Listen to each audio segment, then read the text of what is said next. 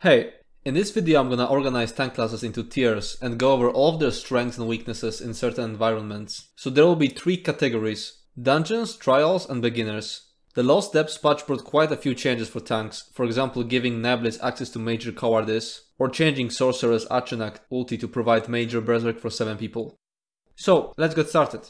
We're gonna start off with the dungeons category. I'll be ignoring ultimates such as Colossus or Achenak because Horn will provide bigger DPS increase in this environment. I will also not make any assumptions about your group composition, so I'll always be assuming that nobody in your group uses the same class as you do. Dragonknight goes into the S tier for multiple reasons. First, it's one of the best classes in terms of just straight up survivability, and it's incredibly easy to play. It has increased block mitigation, additional armor, busted damage shields. You regenerate stamina just by casting your damage shield. You can survive even the hardest dungeon encounters, such as Arcasis hard mode, without a healer and without any help from your groupmate. You're completely self-sufficient. It's also the best tank class in terms of boosting groups DPS thanks to Engulfing Flames and Stone Giant. And it's somewhat decent at helping with survivability because Igneous Shield, which you'll be casting a lot, will also shield your teammates. It also has access to Magicka Chains, which is really helpful in Trash, and it provides unique minor brutality buff. Necromancer is also going into the S tier. It's better than dragonknight at dealing with dots and worse at dealing with direct damage. To give you an example, Necromancer is gonna do better in Stone Garden, while dragonknight is gonna do better in Shipwright's Regret, where Necro will struggle with stamina sustain on last boss. It's definitely harder to play than DK, but it pays off when you learn it. Just like DK, it can survive any dungeon encounter without a healer. It's comparable to DK in terms of boosting groups DPS thanks to the absurd ulti gen, especially now since Necromancers lost Empowering Grasp, so you can solo Blast Bombs instead, which is basically 6 ulti per cast. Necromancer's weakness is that they can't do much in terms of helping the group survive. You can use your massive ulti gen to cast barriers, but then you're giving up Horn. Warden is also going into S tier. It's worse than the 2 previous classes in terms of personal survivability, but it's the absolute king of helping the group survive. You can buff the group with Major Resolve, which should be around 11% damage mitigation for DDs. You provide the unique Minor Toughness buff, which increases everyone's max health by 10%. You have access to Minor Cowardice, which reduces enemies' damage down by around 5.5%. You heal a teammate every time you cast your main heal, which is Polar Wind. You don't need to run Charged Shock Enchant on your front bar because you can provide minor vulnerability with Fetcher, which means you can run, for example, Weakening Enchant on your front bar. Though in my opinion, most of the time the Shock Enchant will still be better because it saves a skill slot. You have access to Shimmering Shield, which will make encounters with lots of projectiles ridiculously easy. You also provide minor endurance and intellect. Nightblade will be going into A tier. It is significantly worse at personal survivability than other classes since you don't have a burst heal, though they shine when the damage comes from an AoE, thanks to their major evasion buff. It will feel like you're fine until suddenly there'll be a mechanic your Dark Cloak just cannot out-heal, and the only heal you'll be able to spam will be Pierce Armor with Master Sword and Board. I managed to tank Arcasis without a healer, but it was after many failed attempts and it was significantly harder than doing that on a Necromancer or DK. But enough about the weaknesses. Let's talk about Nightblade's strengths because I didn't put it in A tier for no reason. Nightblade has access to almost unique Major Cowardice debuff, which reduces enemies' damage down by approximately 11%. The only other source of this debuff is Vykosa monster set, and that doesn't even provide 100% uptime, while Nightblade does. Just like Warden, it has access to Minor Cowardice, which is 5.5% damage reduction, and to Minor Endurance and Intellect. In terms of boosting groups DPS, it provides the unique Minor Savagery buff, which increases crit chance. Sorcerer also lands in the A tier. Its survivability is best against direct damage, but it lacks ways of dealing with dots. It has great sustain thanks to Dark Deal, Clanfear heals for a lot, and Bound Aegis grants you massive block mitigation, minor resolve and minor protection. In terms of increasing the group's DPS, you provide unique Minor Prophecy buff and unique Crystal Weapon debuff, which reduces target's armor. You provide minor endurance and intellect through the Empowered Ward, and Streak can be really useful depending on the situation. I'm not counting the Major Berserk ulti as an advantage here, because in a dungeon, Horn will be better. So where is their weakness? They don't really have anything to increase group survival, and they will have massive issues with skill bar space, because their main heal, Clanfear, takes up 2 skill slots.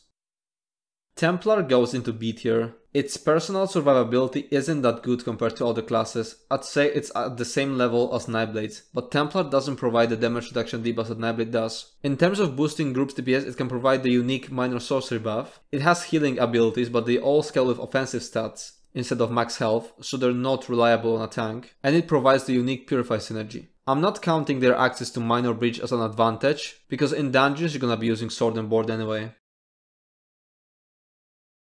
Now I'm gonna talk about trials. Here I'll be assuming somewhat optimized group composition, so for example I won't count Engulfing Flames as DK's advantage, because in optimized group you'll have a Zen DK using it. Warden and Nightblade will lose some quote-unquote points, because Warden and Nightblade healers are currently so good, it's very likely you'll have a healer playing that class, which is something that obviously won't happen with DK. Dragonknight lands in S tier again for pretty much the same reasons as in the dungeon category. It's easy to play, has good personal survivability, provides igneous weapons, which might be needed in trials depending on what potions your teammates plan on using. Mag DKs are currently OP, so you don't need engulfing, but you can run Stone Giant and igneous weapons so they don't have to. Necromancer lands in A tier. Its mitigation against dots is unmatched, and the hardest encounters in the newest trials are all about dots. I'd say that Necro can be considered S tier in Rock Grove and Red Hill Reef. It lost the Empower buff, but that just means that instead of spamming that, you'll be spamming Blast Bombs and generate even more ulti. You also provide the Colossus ultimate, and AoE minor vulnerability if needed. I was really torn on Warden, and in the end I'm gonna put it in A tier, but that's only because Warden healers are really good. So if you don't have a Warden healer in your group, you can consider Warden tank S tier. It provides easy access to AoE minor brittle, which is especially useful right now when Warden DDs are in the bin. Just keep in mind that that might change with the next patch because they're doing lots of changes to Warden DD. Its survivability is worse than Dragonknights and Necromancers, so it'll be harder to play, but it's doable. It provides all those survivability group buffs I mentioned in Dungeons category, which is why it's so important to have at least one Warden support in a group, either healer or tank.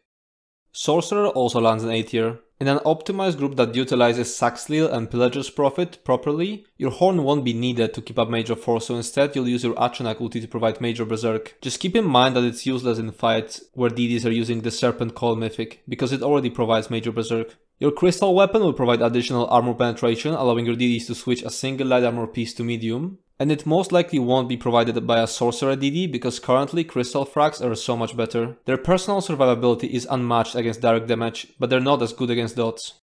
Nightblade lands in B tier because of its awful personal survivability and the fact that Nightblade healers are so good. Darkcloak simply won't cut it against, for example, Teleria, and there's very little you can do about it. You definitely want major and minor cowardice, so if you don't have a Nightblade healer, then I'd say that Nightblade tank can be considered A tier. Templar lands in C tier. Their personal survivability is bad, their minor sorcerer isn't needed because there's 100% gonna be some DK providing minor brutality, which is basically the same buff because of hybridization. Minor breach from Power of the Light can be useful, but you can get it from other sources such as standard procs. And now moving on to beginner category. Here I'll be judging classes based on how easy they are to play and how easy it is to make use of their advantages. For example, it's hard to make use of Necromancer's strengths because you need to manage corpses to get that ulti gen, while it's easy to make use of Warden's Major Resolve because you only have to cast an ability every 20 seconds to keep it up. Dragonknight once again lands in S tier. It is ridiculously easy to play compared to other classes.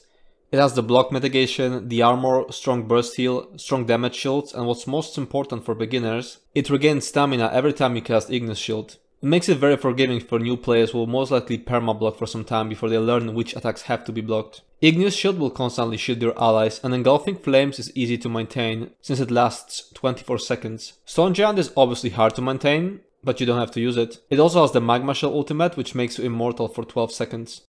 Warden lands in A tier. It's simply decent. It's harder to play than DK, but it has strong burst heal and it has access to easy to maintain group buffs. Keeping up Major Resolve and minor toughness doesn't require much micromanagement. You just cast a skill every 20 seconds. Keeping up minor endurance and intellect requires you to aim, but it lasts 20 seconds. Sorcerer lands in B tier. They're very durable, but in order to regain stamina through Dark Deal, they'll need to drop block, and new players won't know when it's safe to do that. The Crystal Weapon debuff requires them to weave Laya attacks, which might be overwhelming for new players. Keeping a minor endurance and intellect is relatively easy because it doesn't require aiming, but it lasts only 10 seconds. Necromancer also lands in B tier. In order to make use of their strong survivability, they need to maintain buffs. Same thing with their crazy ulti gen. They need to manage corpses, which is something a new player most probably won't get right. Their stamina sustain is bad, so it's very unforgiving for people who perma-block. Nightblade lands in C tier because of the lack of burst heal. This basically requires you to anticipate the incoming damage, and new players simply won't know when that's coming. Leeching strikes require you to lie attack, which once again isn't something a beginner is going to do. Keeping up minor endurance and intellect requires you to aim and lasts 14 seconds. Your main heal will also heal you for much less if you're moving. Templar goes into C tier for the same reason, lack of burst heal. They do get a damage shield, but it's not the same because damage shields don't have block mitigation. So that will be bad against direct damage. Minor breach from Power of the Light simply isn't needed, because a beginner will most likely play with sword and board. Their stamina sustain isn't bad. They have access to 60-second minor endurance and intellect buff, which makes it ridiculously easy to keep up, but that's not enough to make them good for beginners. Alright, so that's all I had to say. Let me know what you think about it, and if you have any questions, go ahead and ask in the comments. See you next time.